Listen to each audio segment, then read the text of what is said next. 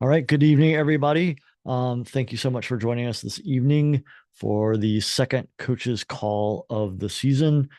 And this one comes right on the heels of the release of the podcast. We were a little late in getting the podcast out due to a couple of different things. One of which was, I guess, a big storm and some issues that we have with that. So, thank you all for joining us this evening, and let's get started.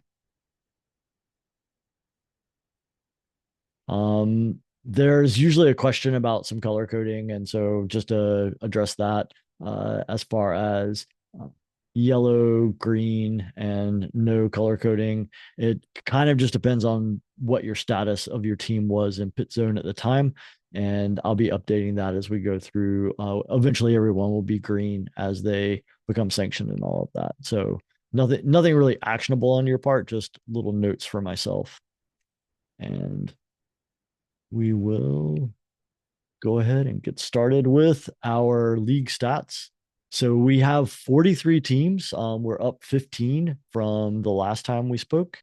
We have 189 total licensed coaches. We're up 99 overall.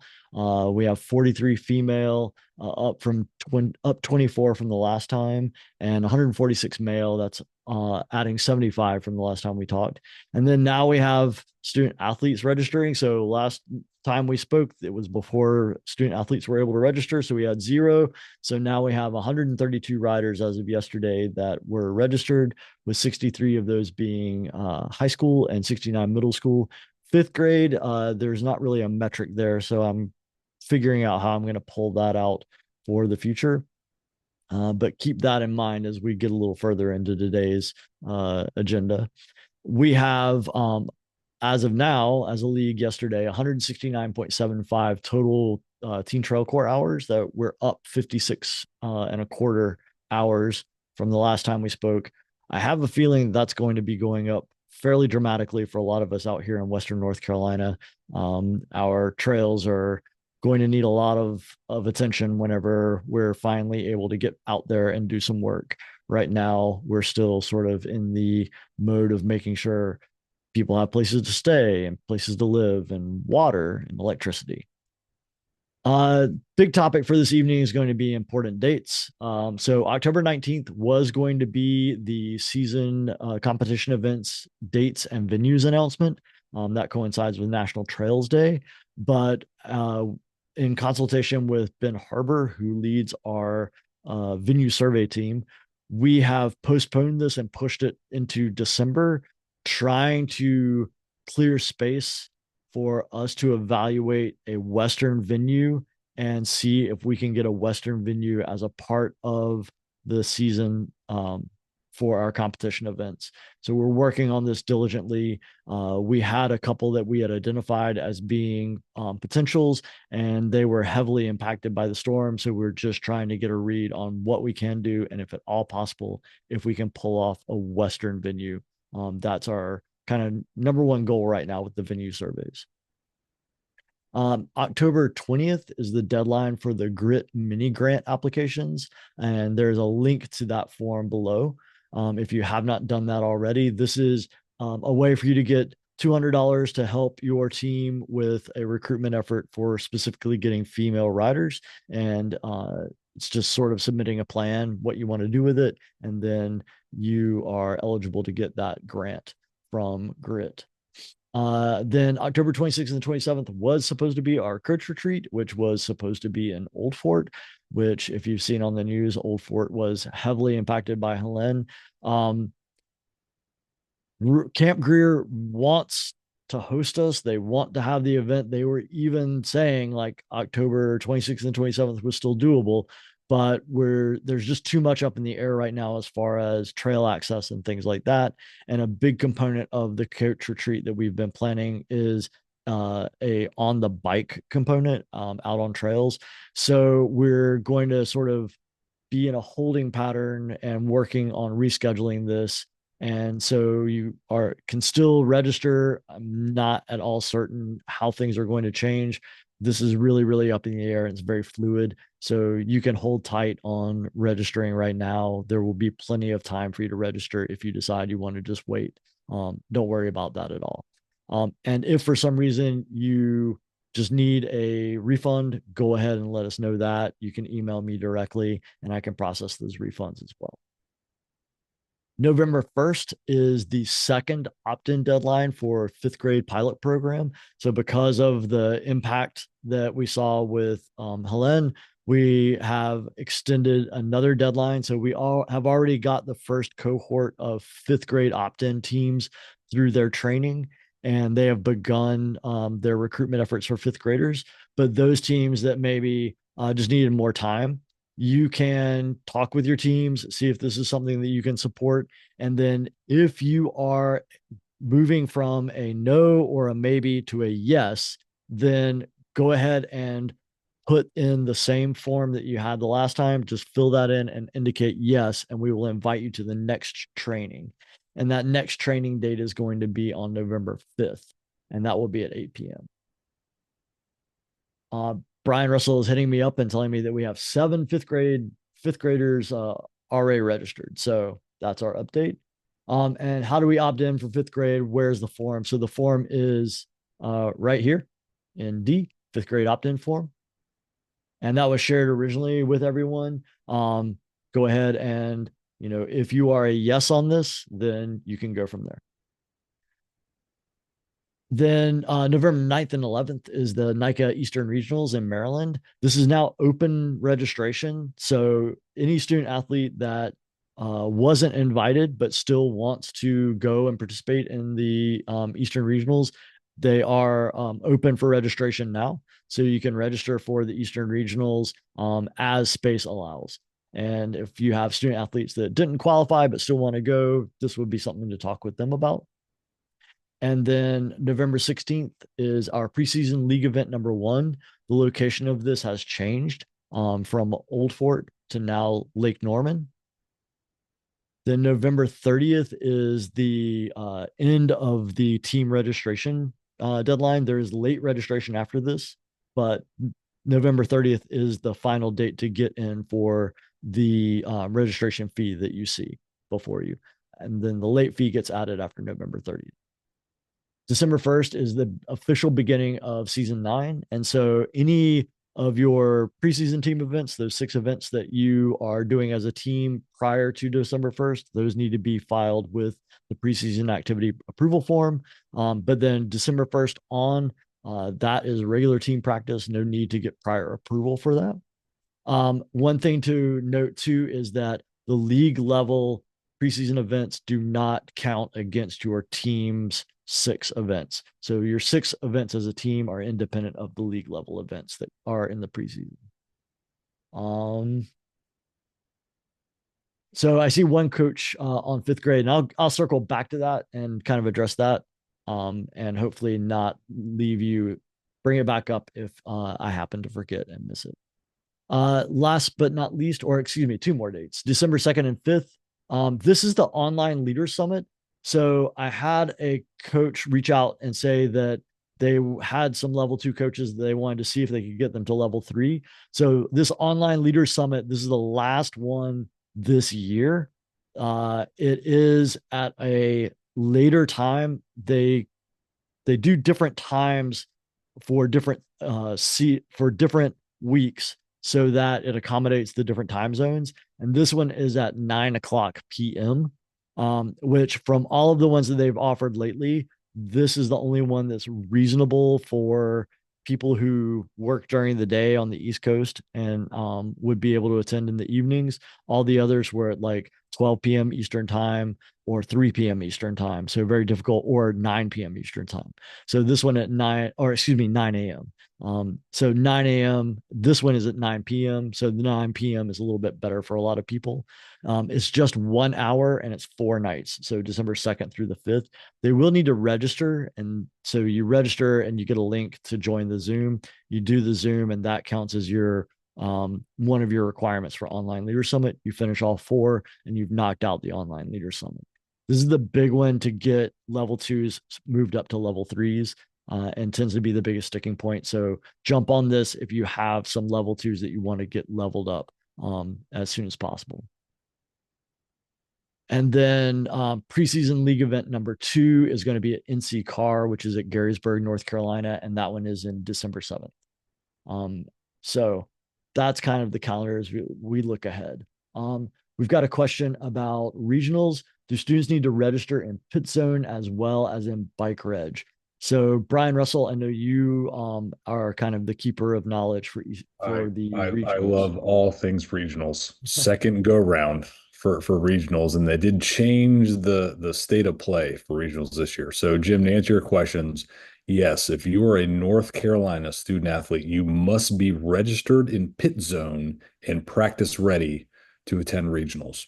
So you got to do the Eventbrite registration, but you also need to be practice ready in our pit zone for the 2025 season. So that's question number one. And question number two, no, a head coach does not need to be present.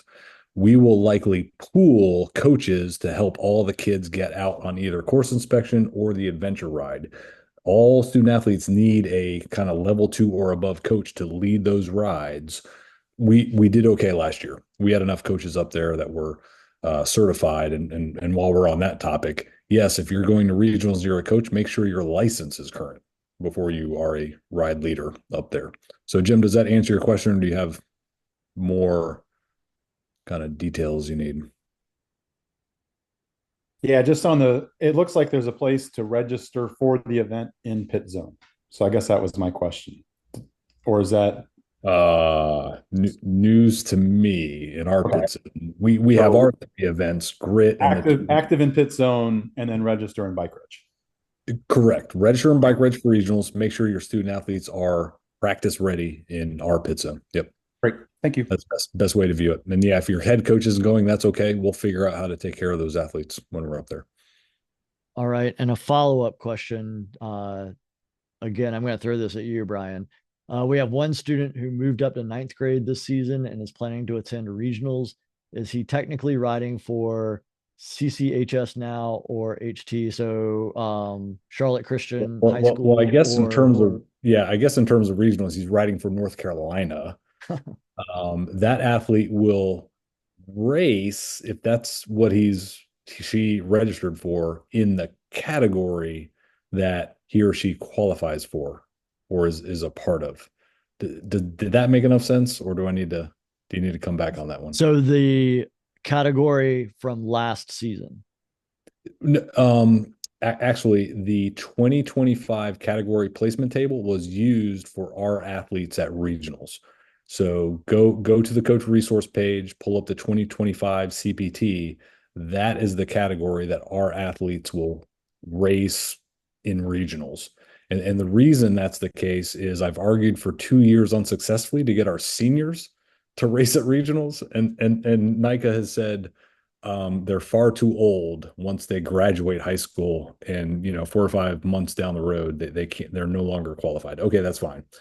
And then I said, well, what about the 8th graders that kind of miss out a year? And so I argued for our athletes to race in the 2025 categories. So everyone look at the 2025 CPT. That is the category your rider/racer will participate in regionals in.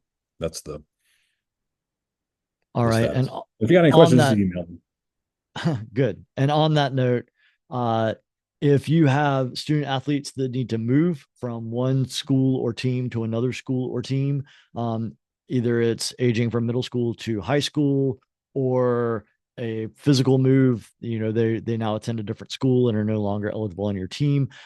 Please email me, let me know the student athlete's name, the team that they're on, and the team that they need to be moved to. And I can make that move for you. I prefer that if you do one email with all the moves and just put in the subject line student athletes that need to be moved. Same thing with coaches. If you have coaches that need to be moved from one team to another, although it's not as important, you can do that. The other thing is if you have a coach that is going to be doing duty on one or more teams, then you can actually just send them another invite to their same email address. And then that way they will be a coach in multiple teams. everyone that you invite them to, they'll be able to join. But student athletes, do not send fresh invitations to student athletes that are returning to NICA, no matter how long ago was their last participation. So maybe they started in sixth grade and now they're a senior and they haven't done anything in between. Please email me to reactivate their profile and get it moved over for you. All right. And then Chris, your question was about fifth grade. So you've already opted in, but you have a couple of coaches that missed the first training. Email me and just give me a reminder, and then I can email you the registration link whenever we get that set up. All right. All right. Woo, I got a little away from myself. So, team registration, that team proposal form. If you have not filled out your team proposal form, please get that as soon as possible. And then the preseason activity approval form. If you are planning some preseason activities, go ahead and get that in. The student athlete loaner bike form is active. We don't have a lot of bikes, so this needs to be kind of caveated with as supplies last sort of thing. Anytime you speak with someone, so like last year we had a bunch of people file for kind of the same size bike, and we just didn't have enough for everyone. So make sure, and it helps if you put eyes on the student athlete and be realistic about the size that they need and think slightly bigger than what they look like they need right now, and that will help. Then the fifth grade opt-in form is there for those of you that want to refile and change your previous maybe or no to a yes. That is where you will do that. And then here is the application for those GRIP mini grants. And the deadline for that, remember, is coming up soon. So get those in before October 20th, which is in 4 days. And then the coach retreat registration, but like I said, you can soft pedal that for now, since we are still in a very big holding pattern. All right. Any questions about dates or those sorts of main topics? You guys have been good with the chat. I've been kind of monitoring that. But is there anything that anyone wants to bring up about any of that information right now?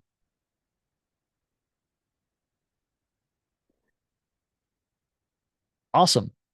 All right. One kind of new thing in our head coach, team director, coach info, NICA has put together a very useful kind of here's how to get your coach registration stuff done. And I know a lot of you have brand new coaches. Some of you have brand new teams that everybody's brand new. So this will provide you with a really nice set of instructions that is like, click here, do this, click here, do that. And it's all in a sheet. So it's not like a video that you've got to pause and wait or anything like that. And this will be really, really useful. So by all means, share this link with all of your coaches that are kind of new, and this will help them navigate their pit zone and kind of give them a lot more information and kind of a very good tutorial / overview of what's going on. All right. Then as we talked about last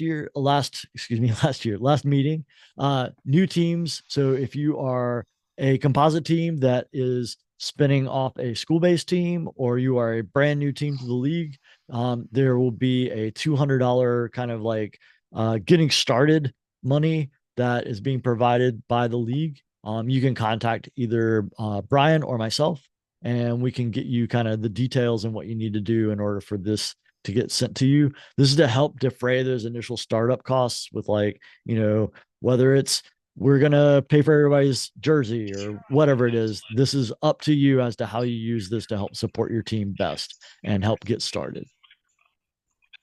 Then also for this year, again, what we talked about last time, composite teams that have more than 12 high school or 12 middle school student athletes, based on their 2024 registration data, are going to pay a $120 team fee for the 2025 season. And you are eligible to start breaking those teams up and starting new teams and getting the $200 payment rather than the increased fee. And that's on up to kind of you to decide how you want to do that. And you can contact me before registering if you want to plan to break out so that you don't incur that 120 fee. Hey, Sean, is that 12 middle school an appendix for North Carolina League only? Because I'm having a struggle trying to find that in the national handbook It's where in it the calls national out. handbook.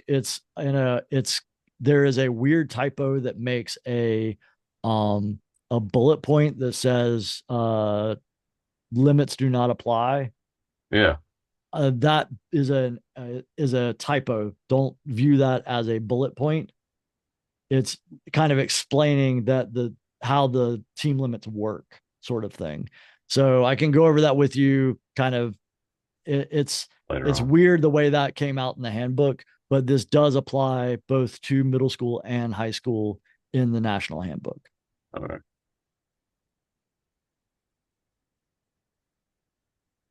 Right.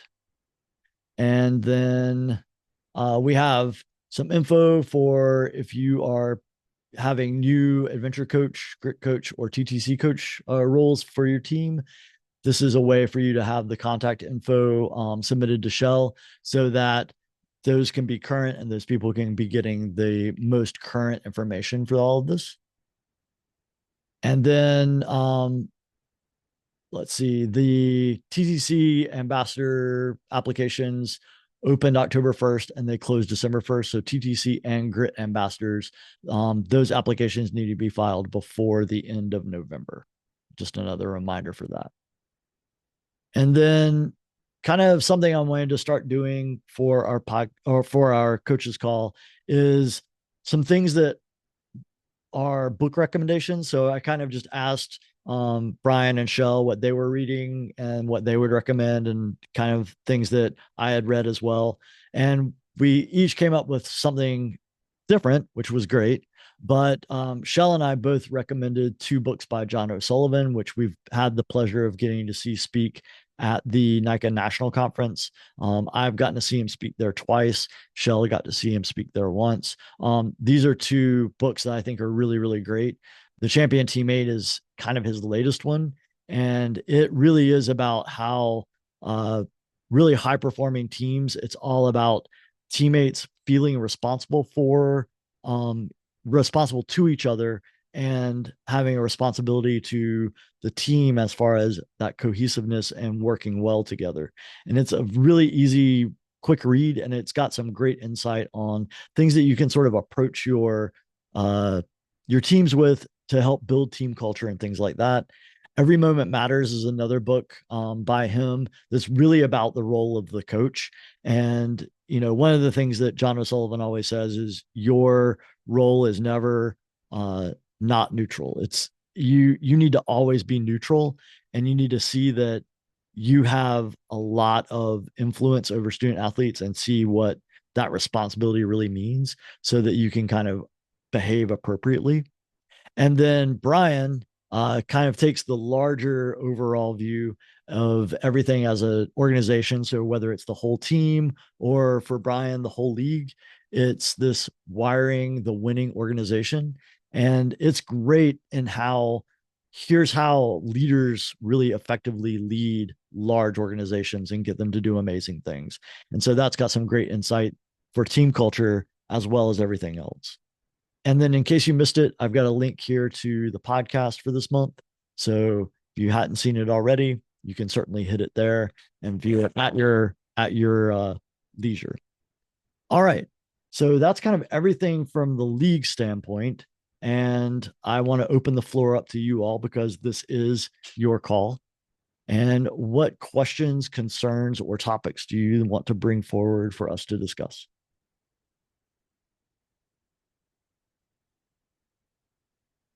Hey, Sean, I've been slow with doing the requirements for the level 2 to re-up that.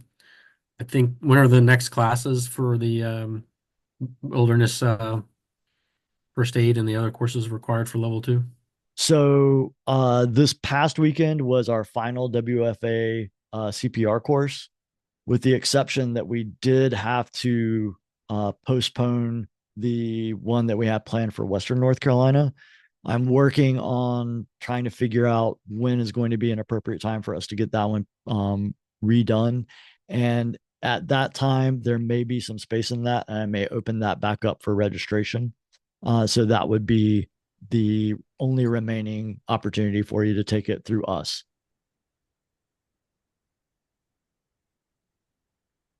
Sean, with regards to that, one of my coaches told me if you need a space for the WFA, the YMCA in Woodfin, Asheville, you can use.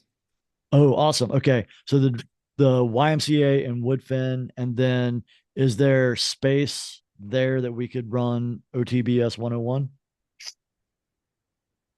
I don't know. I know it's a parking lot, but there could be some. I know they have a field somewhere. I don't know where it is. I can ask Okay. Jessica. I'll get with you offline, and Okay. I'll take a look at it on Google Maps and kind of hit you up with some questions. But that's great. Thank you.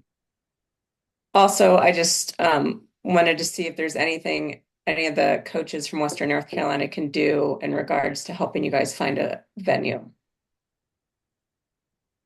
Ryan, Ben, that is your wheelhouse. Cool. So Brian, you want to take the first shot, or you want me to go for it? Well, I laid out in the email kind of the three locations we were thinking about and wanted to take a look at right up until Helene. Okay. The quick update on all of them is Catawba Meadows was underwater a couple of weeks ago, and I just have no assessment of what the trail looks like venue wise. Logistically, it's good, but I just have no sense of what the trail is like, and they still had 2 more weeks of construction to go, so that's kind of a big unknown. Would it be helpful if we sent some coaches out there?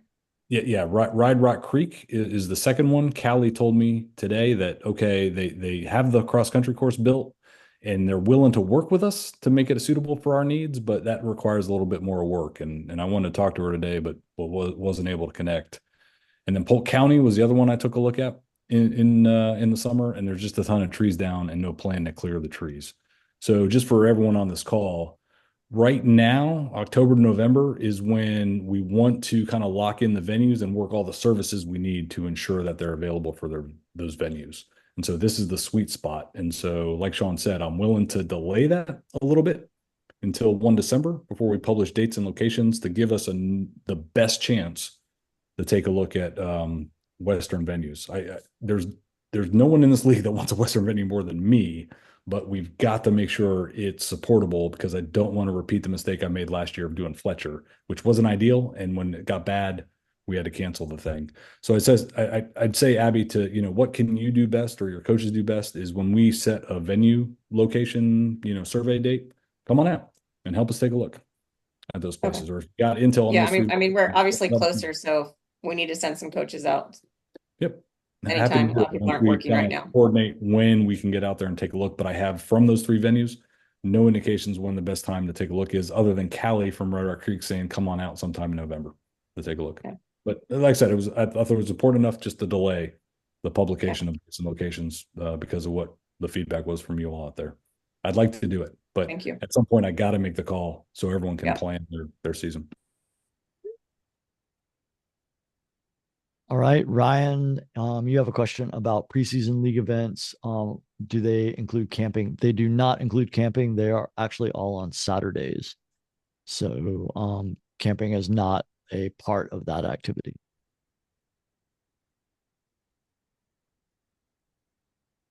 Just kind of Okay, scanning. thanks, Sean.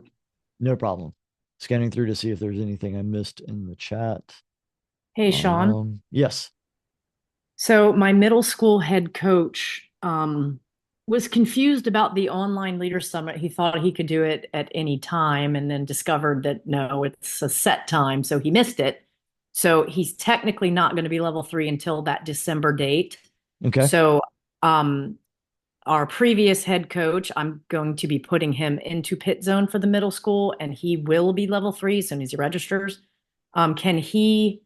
Do I have to do anything, or can he just do the role of head coach until Derek gets, because Derek will have everything done except that online leader summit? Like, how does that work? Do I need to do anything, or just have Adam being level 3 and making sure he's there? So go ahead and designate Adam as the head coach in pit zone. That way he's got access to all of the information he needs as head coach with as Okay. far as all that medical info. That's the big thing. And then kind of go from there. Okay, so I can put Adam as head coach and then switch it back to Derek once Derek gets his online summit done. You can actually leave you can leave Derek as head coach and designate Adam as head coach at the same time. It'll give you a warning saying more than one person is designated as head coach. That's fine. Okay. And that That's way what he'll I have needed to access know. and Derek will have access as well. Okay, that's what I needed to know. Thank you. No problem.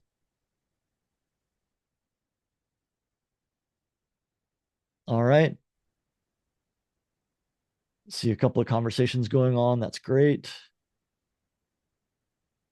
Let's see. David Larkins, you shared that NOC has a class on the 26th and 27th in Bryson City for WFA. They do.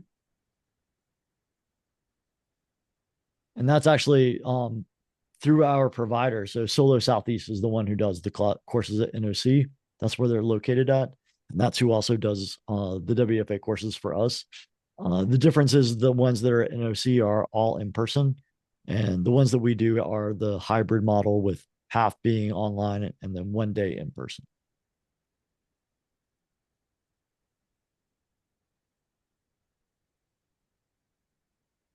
All right. Other topics, questions?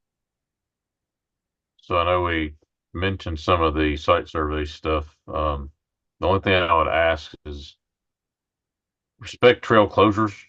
I know a lot of these trail builders are still trying to understand their impact to the projects they had going on. And I know all of Pisgah's still closed. Most everything in the mountains is still closed. But Brian and our team are still in contact with the trail builders at Catawba Meadows. And after the hurricane hit, they said they were, like Brian said, 2 weeks out from finishing construction, but now they don't know the deadline. They don't know the time frame. So please try to respect those trail closures so we don't cause any other problems trying to get those trails open, and certainly be safe. Our county has been out at Kerscott Lake, and if you have any trail underwater with elevation, it turns into nothing but a mudslide. And the trails are absolutely soaked. So please respect them and be careful.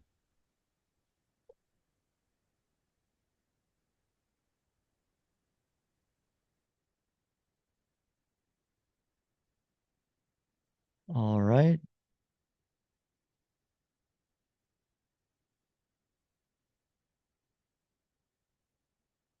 Is there anything else that we need to discuss this evening? This is a question for Shell. The All right. Teen Trail Corps and the Grit ambassadors, is that still closed? Did it close on the 10th? I extended the deadline to December 1st just to make sure that teams had plenty of time to kind of process the fact that they were open. But if we have any Western North Carolina folks who were impacted by the storm, that there is no deadline for any of those student athletes. If they want that opportunity, it's going to be there for them at any point this season. So.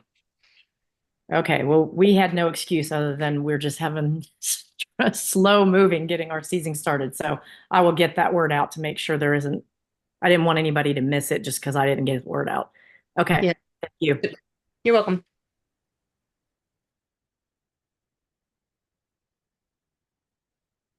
One thing I'd like to encourage everyone is let's use the coaches Facebook group. And if you're a Western North Carolina team with some trails that have been impacted by Helene and you start putting together work days, let's put those out on Facebook. And Eastern North Carolina teams, we'd love to have you come help us kind of rebuild things. My local trail here in Lenore went out and did a survey. I think there's about 50 or 60 trees down. I've got 4 that have pulled up just huge sections of trail with their root balls when they fell over. So there's a lot of work to be done out here. And I think we could easily surpass our 4,000 hours from last season just trying to recover from what happened out here. So would love to see all of you kind of make that something that you incorporate into your season. come out and help us rebuild here in Western North Carolina. Just a heads up too that we have an existing Google Calendar of trail work events all over the state. I try to update it with any like Sorba events and stuff like that. But if any of you have events you'd like added to that calendar that everyone in the league has access to, feel free to shoot Leonard or I an email and we'll add it to that.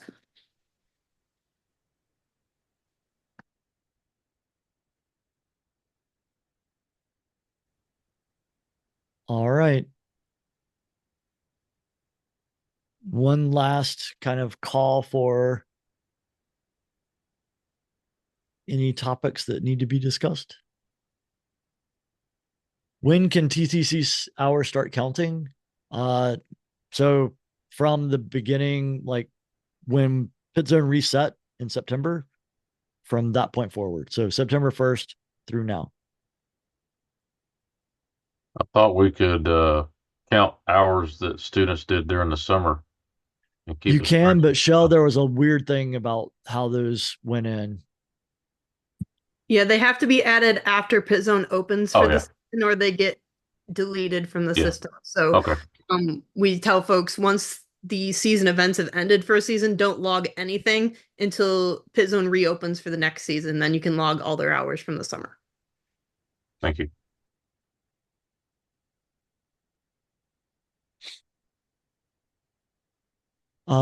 Shell, where can they find the link to that calendar for the TTC?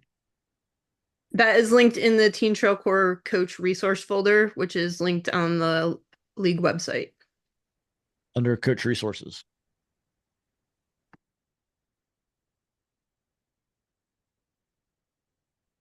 All right, everyone. If there's nothing else, thank you very much for attending. And if you have any questions or anything that you kind of need to talk about or need to get answers to, just shoot me an email, Shawn, SHAWN, at northcarolinamtb.org, and I'll be happy to help. And you can also reach out to Brian and Shell, and they'll be happy to help as well. So thank you very much. Appreciate all of you joining us this evening.